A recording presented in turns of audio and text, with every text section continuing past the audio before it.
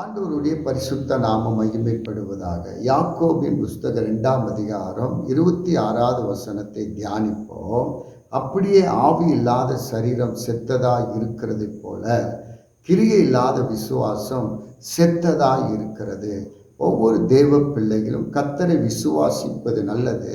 அது கிரியைகளில் வெளிப்படுத்துகிறவர்களாய் இருக்க வேண்டும். பாருங்க, ஆபிரகாம் கிரியைகளில் வெளிப்படுத்தினார் என்று பார்க்கிறோம். என்ன கிரியை செய்தார் என்றால், ஆபிரகாமுக்கு கர்த்தர் 100 வயசுல ஒரு பிள்ளையை கொடுத்தார்.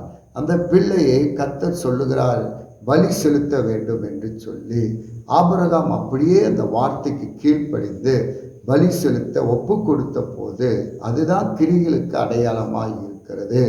ஆபிரகாம் செய்ததனால தான் கர்த்தர் ஆபிரகாமை ஆசீர்வதித்தார். வானத்து நட்சத்திரத்தைப் போல, கடல் மணலைப் போல கர்த்தர் ஆபிரகாமின் சந்ததியை கர்த்தர் ஆசீர்வதித்தார் என்று பார்க்கிறோம். தேவ பிள்ளைகளாய் இருக்கிற நாம் கர்த்தரை விசுவாசிப்பது நல்லது.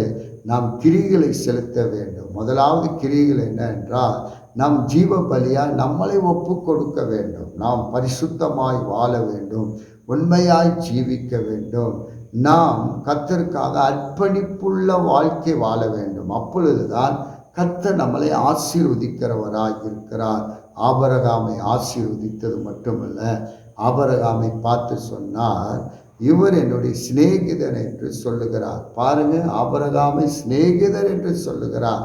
அப்புறம் யார் தேவ சமூகத்தில் கிரியைகளுக்கு ஒப்பு கொடுக்கிறார்களோ அப்பொழுதுதான் தேவன் நம்மளை ஆசீர்வதித்து நம்மளை உயர்த்துகிற தேவனாய் இருக்கிறார்.